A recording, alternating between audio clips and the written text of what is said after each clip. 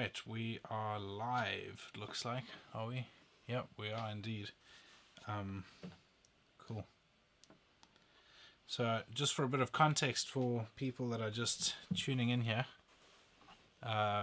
we in the process of trying to find a battery case that could potentially build out a battery that is like a drop-in replacement type look and feel. So a lot of people that have been following our channel for a little while now will know that we build out a lot of custom batteries for people to put into their vans, van conversions. Some guys are using them in cabins and sort of things like that. We've had guys that have bought batteries from us and used them for like solar systems, for security systems. We dropped a battery off this week with a guy that owns a fishery. Is that right? Fishery. Owns a fishery, and he needed a battery to run like the feeding system for his fish in the fishery. And so we've been building these custom batteries for a while now, and have they've been used in various applications. And up until now, we've just been making custom cases for them using plywood and then thread bar, just to clamp the cells and hold everything together. And it's also just a good framework to then attach the BMS, and if there's a shunt or something like that required, we put that on there as well. But we're also still on the market for a drop-in replacement case that's a bit easier to carry and just looks a bit neater. Not that the plywood option doesn't look good, but it's just not... it just doesn't have the same finish as others. But there are some performance benefits of the plywood option because it clamps the cells better, holds them together better, and when you clamp the cells appropriately and well, you increase their lifespan. So you go from a set of cells potentially doing sort of 3,500 cycles to maybe doing 4,000 or 4,500 cycles. So you could extend their lifespan by a matter of years. So it is quite a big deal. And so we're looking at other options as well, just in terms of what we can do and what we can offer people and suggest, and kind of just playing with ideas as well, because a lot of people are interested in this sort of stuff, but it's also a bit daunting to get onto Alibaba or AliExpress and buy the stuff from China, not knowing what you're going to get, what the quality is going to be like, what the returns are going to be like if it's faulty, all that sort of stuff. And a lot of the stuff you just have to learn the hard way in terms of using credit cards that you can then claw money back from and all that sort of stuff. So yeah, that's what we're playing with now. So one of the questions and one of the things that has been on our mind for some months now is, why are there no real sort of drop-in replacement size lithium iron phosphate batteries that are high capacity? So when you look on the market, if you go on Google now and search for drop-in replacement lithium iron phosphate batteries, pretty much the most that you might find is 150 amps. But on average, they're going to be like 75, 80, 100 amps, thereabouts, in terms of the capacity that you can draw from the batteries. And so we've been wondering and trying to figure out why that is the case and what options there are for us to build something cool like that that could help people. And here's our findings as to why we think the main reason that you can't get drop-in replacements that are high capacity is that it's not easy to get a case that it can all fit in. Yeah. So if this case is pretty much standard size. So if you measure the width, which is pretty important in terms of a drop-in replacement, it's 180 millimeters. 180 millimeters, or just over 7 inches wide. In terms of length, if you exclude the handles themselves, it's about 360 millimeters long. That's 13.5, 14 inches long. Yeah. And so that's a good drop-in size, and when the lid is on, it's about 230 mils high, or 9 inches, but it's a standard battery. And we looked at, as Nigel said, we looked at, well, firstly, the overall capacity that can hold. So what we've thrown into these here are these 280 amp hour cells. So they're quite big, chunky. They need to be this big to hold 280 amp hours. So this drop-in replacement battery, if we can get this right, this is going to be the equivalent of more than four big 100 amp hour lead acid batteries. So that's why we are pushing to get this. And we've been looking at various things with the BMS, or the battery management system. So this is a 200 amp daily smart BMS. We took this and we moved the cables around to turn them around the other way. So this actually fits into the case here, but once it's in this case, you can't put the lid back on here because the terminals touch on top of the BMS here, and on this side there's not enough clearance and there's too much danger of shorting. So what we would have loved to do, put the 200 amp BMS in, we can't do. In this particular case. Yeah, in this particular one here, which is a fairly accurate drop-in replacement size. It would have been easy to do a 100 amp BMS, and to be fair, most of these drop-in replacement batteries are less than 280 amp hours, so they're usually about 100 to 150 amp hours. So we were pushing the boat hard already with 280 amp hours, and most of them will use a 100 amp battery management system BMS. And you can see this thing is tiny, so it slots in really easily, fits in. The whole thing disappears. There won't be a problem with putting this, but 100 amps is just too little. You can't actually make a decent cup of coffee with an espresso machine on 100 amps. It just isn't going to cut it. Yeah, so where 100 amp BMS would be fine for somebody is if they really don't have a large draw requirement from their battery. So in a van setting, if they literally just running USB ports to charge their iPhone and tablets, things like that, and running lights and running a water pump, and then maybe running a small inverter, sort of under 1000 watts, that they use to charge their laptop or something like that.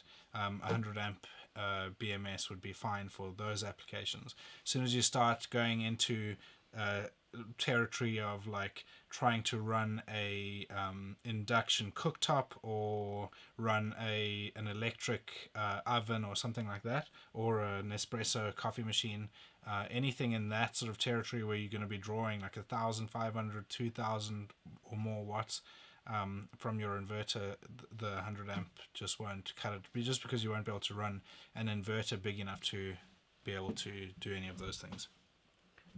So now we're looking at this 150 amp daily smart BMS, which we think is actually going to work. So we're going to try and construct this battery using this. So look at the balance leads. The balance leads have to plug in at the bottom. There's no choice. So if they plug in, I don't know if you can see there, but when I turn them up, they actually do clear, so that'll be fine. They can sit right on the bottom, no harm or damage to the leads, they'll be fine. They're a bit short, so they need to be lengthened. So bottom line is we could actually drop this BMS in with its balance leads, and it would actually fit in like that. The wires, the cables extend upward too far for the lid to close, so we're going to need to bend these over, which is not a problem. We can bend them over. You can undo these little bolts here, undo the nuts, take these off, bend them in a vise or something, or even just bend them over where they are in there. And once they're flattened over, we think that they're going to actually fit in here quite nicely. And so we then flatten them over, attach the negative where it should be, attach this up onto the terminal. So here's the lid. The lid has got these on the top where the consumer would mount their cables on there to go to whatever system. Internally we need to mount the BMS onto one of these terminals here, so that would actually fit quite well. We think also with this BMS being quite a lot thinner, we'd get another 9mm ply at the end of this, and we'd use this fiber tape. The thinking is we'll use this fiber tape to wrap it all up, because I don't know if you know, fiber tape doesn't stretch at all, so using this, it would mean that between the bits of ply we can actually stop the cells from expanding and compressing too much. They do that when they reach full state of charge, they expand, and then as you use up the stored energy, they contract again. So And you're not talking about a lot, you're talking about literally millimeters, but that movement is enough that when you have solid bus bars like these, which come with these Eve cells, where this is just flat copper bar that's been tinned. When you bolt these down on your bus bar, on your terminals, and your cells expand and contract, and you have those terminals moving slightly, even if it's just 1 or 2 millimeters, it can affect the components inside the cells. So we think we're going to be able to get it right to use this 150 amp BMS, which would be enough to run an espresso machine or quite a big coffee machine. It'll run a microwave easily. So it'll be able to run quite a number of devices. So we're quite keen to actually construct this and see how well it goes. As I said before, it is so difficult to find a drop-in replacement that is decent capacity, stored capacity, and in decent usable current, usable capacity. And if we can get this right, it's going to be really, really great. And hopefully for people who've got old dying lead acid batteries, this single battery is more capacity than all of their lead acids put together. It'd be quite a good system for them. Packed into this would be quite a surprising amount of functionality, because these BMSs are smart BMSs, so they have a Bluetooth dongle. So the Bluetooth dongle is this little chappy here. It's the Bluetooth part. It's got like a USB plug at the end, UART plug on the other end. That just goes into the BMS. So that we plug in on the side and mount it somewhere, probably stick it down on top of the cells. The signal will go through this cover quite easily. So people would get a 280 amp hour battery with a 150 amp battery management system, so able to draw 150 amps maximum current, which is a lot of current, believe me. And Bluetooth to actually monitor what the battery is doing and to configure the safety features. So if they want to have the battery last longer, they can. They just draw less of the battery, and then they can increase the lifespan quite considerably. So quite an exciting project. Really keen to get into it and see just how effective this would be, and whether we are right with our calculations. Yeah, no, we're pretty keen to see what we can do, and we're exploring other cases as well. So we'll do another live over the next few days, or next couple of weeks rather, where we will take you through the other case, and that will definitely have the space for a 200 amp BMS and possibly a 300 amp. Don't know, we might build a serious battery. Well, that one will have proper thread bars to compress the cells optimally, because we can actually just fit them in. We can fit them in, and probably still go for a 200, because the 300 amp BMS requires a fan, so you really do need to have air movement. Yeah, and I mean that's one of the things that one of the questions that we would want answered in our own minds is just, are we able to build this battery in a way that it's not going to overheat? Because part of the when you develop these batteries in the plywood options, they're easy because often we'll just leave sides off it or something like that. So there's plenty of ventilation and plenty of way for the BMS to breathe and get air and all that sort of stuff. But in this option, because it's going to be completely enclosed and self-contained, we need to look at options to make sure that the BMS doesn't overheat and all of that sort of stuff, and then do the subsequent tests that we need to do to satisfy our own questions as to whether it's going to work and whether it's going to be okay. And so we're going to be running a bunch of tests probably here. My folks are over here at our Northern Ireland place for a couple of weeks, and we've got a big trip planned down the west coast of Ireland, so we'll be leaving for that in a couple of days. They came over in their van, and we've got ours, so we're going to do a little bit of a convoy, and we'll probably do some lives actually if we get somewhere beautiful on the wild Atlantic way, west coast of Ireland. We'll do a live and show everyone what that looks like. If you've never been there, it is spectacular. I highly recommend getting there one day. Honestly, it's one of those places that you have to visit one day in your life, at least once in your life. It's awesome. But yeah, we'll keep you guys posted. We'll do another live like this where we talk about the other case rather, and then we're going to be building these out over the next couple of weeks, do some testing here, probably get them back to England as well and put them in our controlled temperature environment. So we've got a booth that we put the batteries into and test them in there, where we keep the temperature at a constant temperature. So we'll probably run some tests. I mean, we know these cells are good. That's why if you've been following us for a few months now, we went through a long process of picking out suppliers, testing a bunch of different cells, sending stuff back, going through all that, and then eventually we settled on these ones, which are made by Eve, and they've been very good. We've had very positive results. A lot of the customers that have bought them from us are raving about them. They love them. We've been running these in our vans as well and testing them, and it's been very positive. So yeah, we're going to do a lot of testing on these, which we'll keep you guys posted on as well, and what the results are of those. Cool. But yeah, any questions on van building or off-grid power, anything like that? We just for interest, we've got a whole bank of stuff on YouTube that we are putting out quite a lot.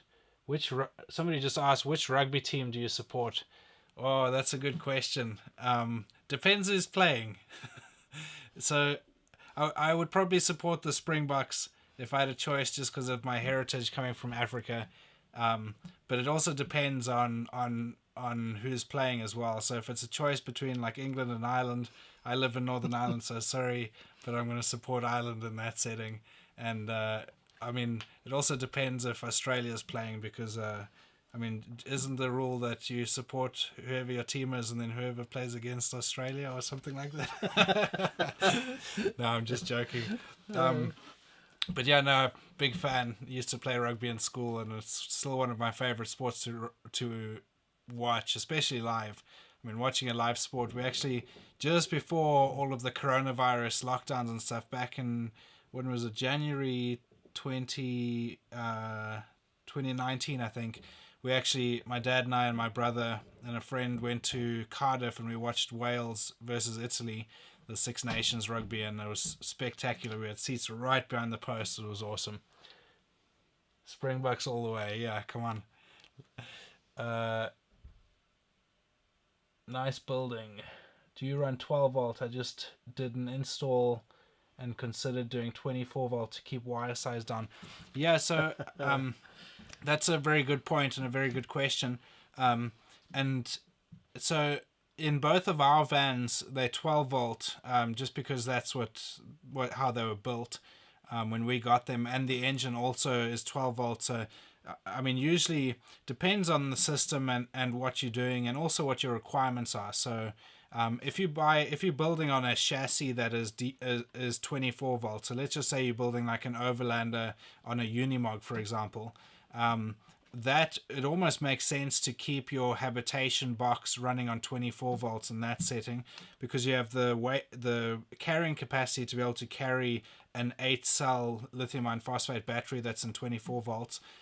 So you have all of that capacity, and then also it just makes things a bit easier in terms of your charging and things like that. But having said that, when you're putting in like a battery, battery to battery charger or DC to DC charger, there's plenty out there that will down rate the voltage from 24 volts to 12 volts, and even the other way around, and things like that. So there's a lot of options on that front. But I mean, really, I'd say the only two areas where, in my opinion, it would really make sense to go the 24 volt is, one, if your sort of charging system or your chassis, or if you're building a van or an Overland or something, runs on 24 volts, kind of makes sense to do it that way. And then the second option is what you've suggested there, is in terms of the wire sizing. So we had I was talking to a guy recently who needed a battery to be able to run a 4,000 watt inverter.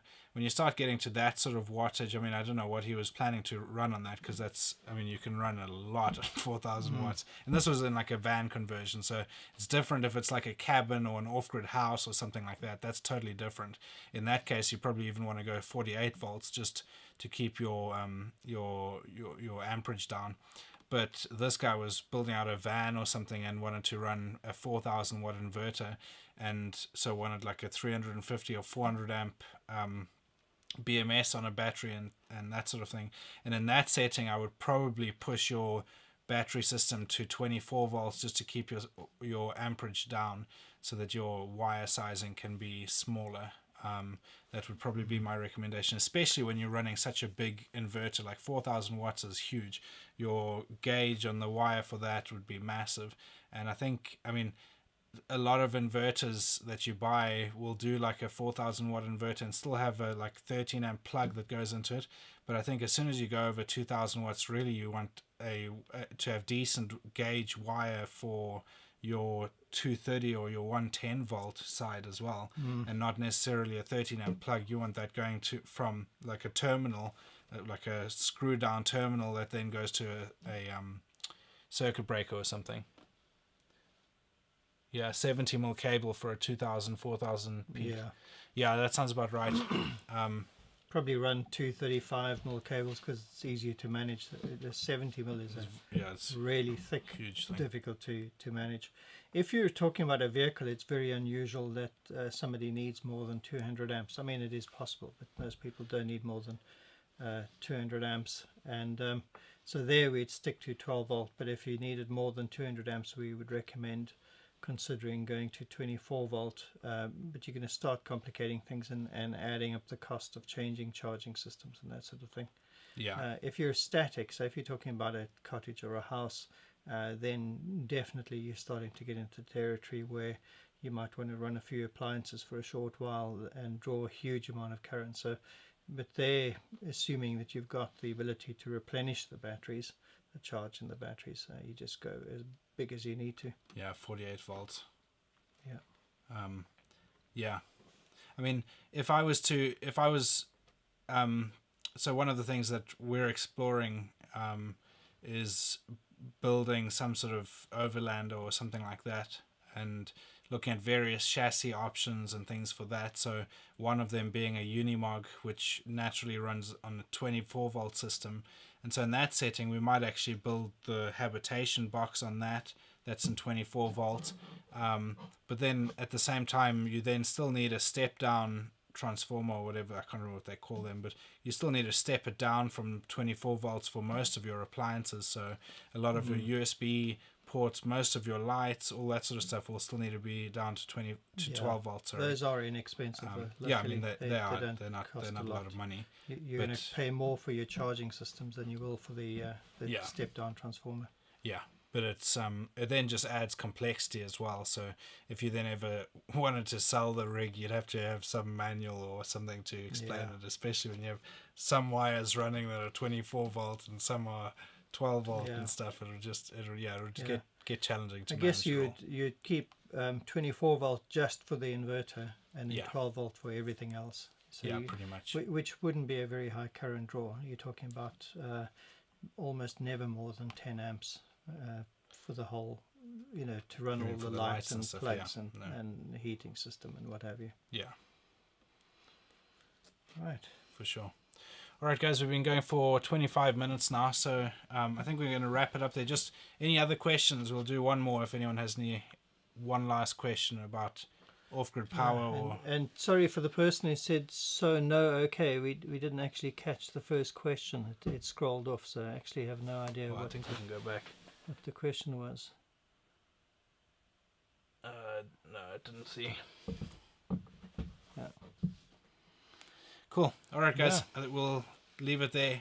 We'll be back in the next couple of weeks with more lives. We'll be looking at another battery case that we've got here, and we'll probably do a live when we actually go to build this battery. We'll keep you posted on that. But thanks everyone for joining, and we'll see you in the next one. Cheers. Okay, cheers.